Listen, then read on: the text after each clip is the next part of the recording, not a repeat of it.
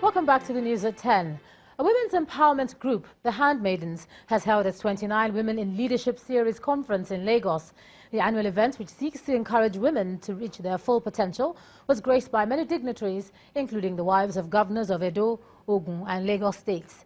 Our correspondent Mary Alale Yusuf reports.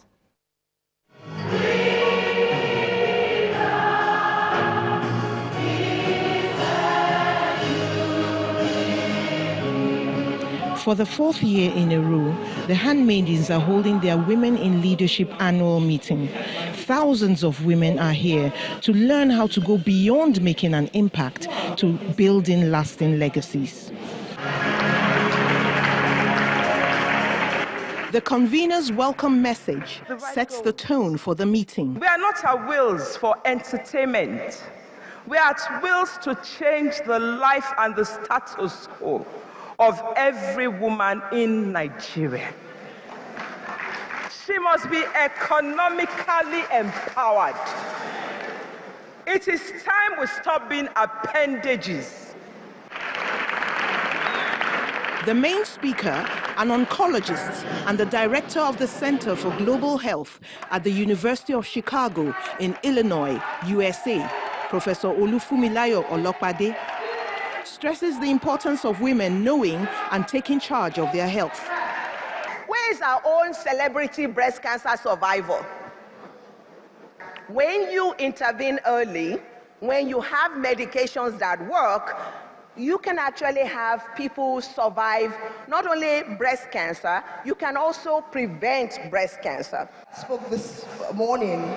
She was talking about... The health message gives way to a discussion among women who are considered legacy builders. To them, the right attitude, perception and boldness are prerequisites to transcending generations. A sustainable legacy is not in compartments. It cuts across your career, it cuts across family, and it cuts across your personality, your Christian life, and who you are as a person. We can be perceived sometimes as being hard, and we may forget that we're dealing with humans that we have to reach out to, that we have to care for. When it comes to the hard skills that we require, absolute focus is non-negotiable in my view. A clear path to what it is you want to do. You asked me, what if we fail? Yes. The question I have for you is, what if I didn't start TerraCulture? Yeah. Exactly. Yeah. And that is the way you should always look at life. Yes. If you don't, what is the reverse? The reverse is that there'll be a vacuum. And wherever there's a vacuum, something else will take that space. There's no time like the present to make an impact. It all starts with taking that first step. Oftentimes, impact comes from doing what you really love to do and what you are trained and skilled at doing. And if you're doing something that's great, trust me, it will reverberate. Whatever you have on the inside of you is just knowing that you must have the courage. That's the word I'm looking for. The courage to shine now. Even though you don't have it together, even though you're not perfectly structured, even though you don't see yourself as perfectly successful. There are gestures of appreciation towards the main speaker and some members of the Handmaidens. One of the biggest successes is that we're talking to real women who are sharing real experiences. They're talking about the things that they experienced.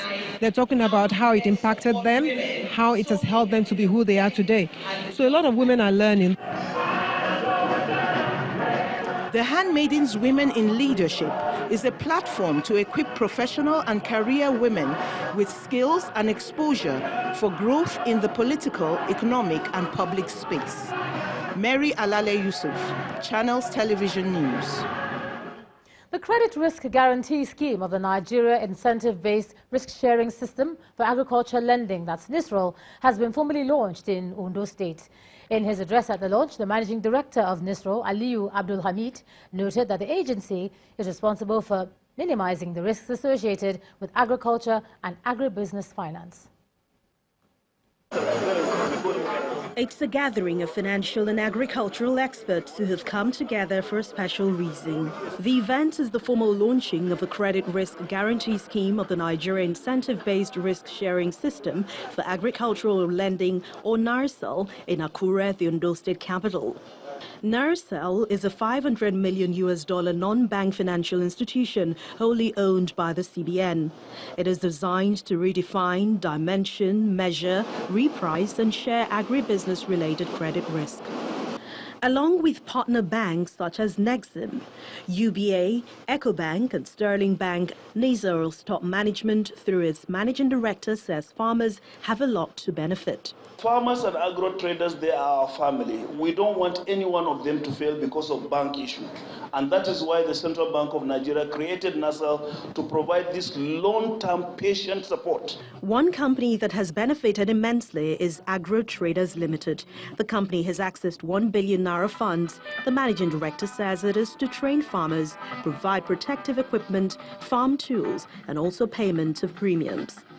Our concentration in the value chain from farmers to consumers will increase our cost efficiency and achieve a greater economy of scale to meet growing demand in terms of quantity, quality and traceability. The farmers speak well of the scheme and use the opportunity to ask for support in other areas they need support from government. This program is a real program that will help farmers benefit from the incentives. In fact, it's helped the farmer a lot. If you look at the roads that leads to those farms where we get all this product from, they are so bad. Sometimes we find it difficult to get the goods across to the town. Farmers in Ondo State and indeed the country appear to be in for good times with the scheme, which ultimately will translate into positive returns for the nation's GDP. For the rest of the business news, here's Anne Waudu.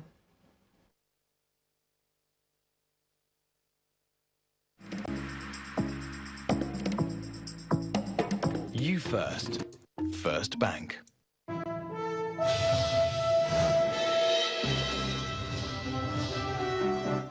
Thank you, Ijoma. Let's begin in the oil sector. Nigeria is set to export about 905,000 barrels of crude oil to Europe per day. That's its highest level in 7 months following outages at North Sea oil fields. According to global financial markets and infrastructure data provider Refinitiv, disruptions at North Sea oil fields have helped put competing Nigerian oil on pace to arrive the continent, while the country's Agena crude remains consistently popular among refiners in the northwestern part of Europe. Traders say that exports of local grade go primarily to Europe, in particular the Netherlands and France, which took a combined volume of around 155,000 barrels per day, and that's about 83% of the grade's exports.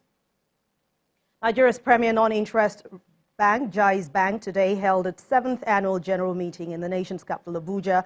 The chairman, board of directors, Alhaji Umaru Abdul Mutalab, announces that the bank's balance sheet has grown from 12 billion naira at its inception in 2012 to 108 billion naira as at the end of last year. Within the same period, financing assets have grown from 30 billion naira to 69 billion naira. The bank's managing director, Hassan Usman, says the year-on-year growth experienced by the bank will ensure better service delivery to customers and dividends of shareholders very soon. Established on the 11th of November 2011, Jaiz Bank, Nigeria's premier non-interest bank, has kept its promise to be trustworthy, professional and excellent as they deliver innovative financial solutions, giving their customers the exceptional customer experience. With values built on responsibility, entrepreneurship, simplicity, excellence, customer focus, and trust, the bank's management says these are the guiding forces that empower them to fulfill their vision of being the clear leader in ethical banking in sub-Saharan Africa. We have, more businesses that give better revenue, and also we have considerably cut down on our expenses, because the name of the game is either increase revenue or reduce expenses. According to the report, financing and investment for 2018 stood at 69 billion naira, a 37% growth from 2017. A profit after tax growth of 834 million naira, which represents a 55% growth from 2017, a 25% growth in customer deposits, and a 37% increase in income-generating assets. What we believe Nigeria and any developing country, the SME, the small, medium enterprises are going to be the engine of growth. This is where we have the most potential. This is where we need help. We need to finance, to provide support.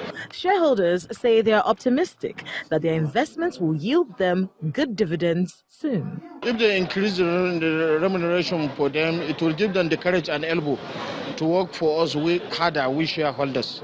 And I believe by God willing, next year we expect the result to be good than this year.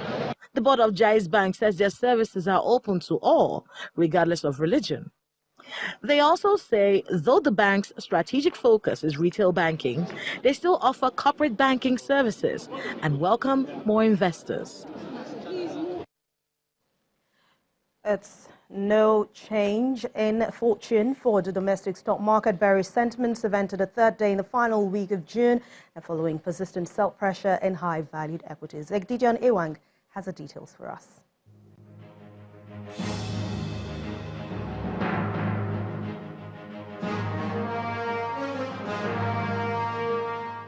Hello and welcome to the Stock Market Report. Unusual trading of 194.6 million on the shares of Tier 2 listed lender Wema Bank lifted total market turnover above Tuesday's level by nearly 200 million units. But the rest of the markets finished downbeat 2 days to the end of the trading week. Now, analysts attribute the persistent and prolonged bearish performance at the NSE to the lack of a clear economic policy from government, while markets await second quarter earnings results from some listed companies. In all, a total of 394 million shares worth 3.26 billion naira were traded in over 3,300 deals. At the close of trade today, the all-share index fell 0.20%, with the equity cap at 13.047 trillion naira. Now, it's a fortune reversal on the sector chart as industrial goods, which was up by almost 1% yesterday, shared nearly 2% today. On the flip side, 40 oil and Seplat Petroleum finished positive, lifting the oil and gas sector up by 0.91%. Portfield gained the most of 16 stocks, up 9.52%, while Champs PLC led a pack of 19 losers, down 10%. And that's a summary of midweek trading at the Nigerian equities markets. I'm Egdidion Ewang.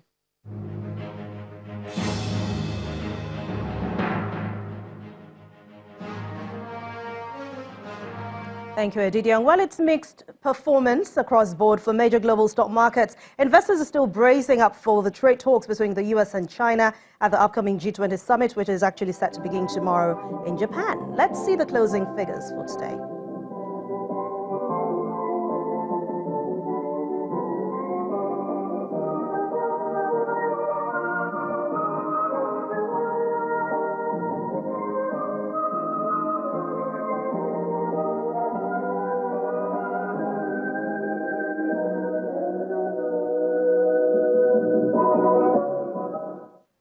That's Business News Tonight. Thank you for watching. I'm Anne Umawadu. Back to you.